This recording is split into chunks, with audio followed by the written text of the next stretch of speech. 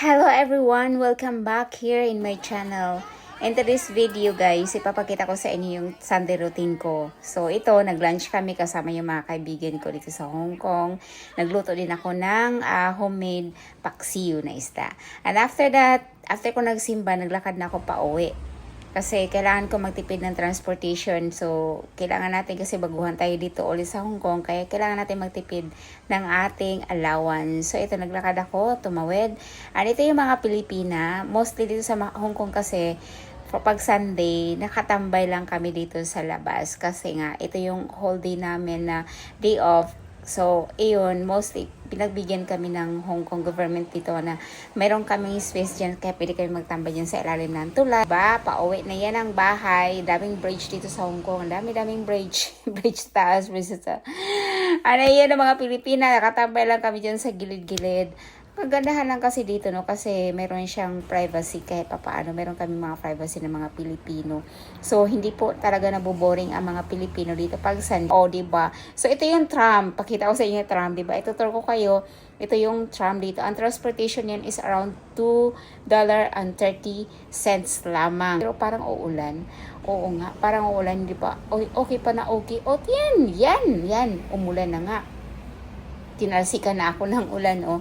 Ayan na, nagsisimula ng umuulan. Kaya continue lang ako ng lakad. Kailangan ko kasing i-goal yung ring ko sa aking phone na kailangan ko mag-goal ng lakad ng around.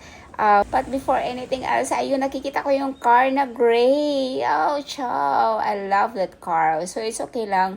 Confidence pa rin and motivation pa rin tayo. Kasi kahit naglalakad ka, marami ka makikita yun sa gilid-gilid. Parang, kasi mostly store dito sa Hong Kong, parang store lahat maraming store. So, ayun na nga, umuulan na. Ayun na, tinan mo naman yung dala ko. Highway. Ako, hindi kasi ito. Highway naman siya, pero nasa likod Hindi siya sa maraming store.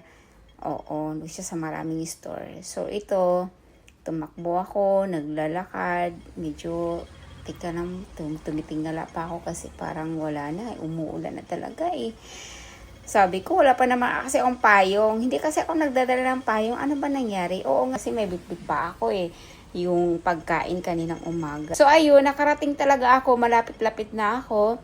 Ayun na nga, Times Square. Ito yung Times Square ng Hong Kong. Ganda to. Maganda dito. Maraming tao. Ito naman yung Causeway Bay area. So, pag pupunta kayo dito sa Hong Kong wag kayong makalimot magpunta dito sa Times Square. Napakagandang napakagandang pasyalan dito. Sa masarap ang mga pagkain dito, street food. So, ayan na. Basa na tayo sa ulan. So, hindi ko kaya siguro maglakad. Niisip ko, sasakay na.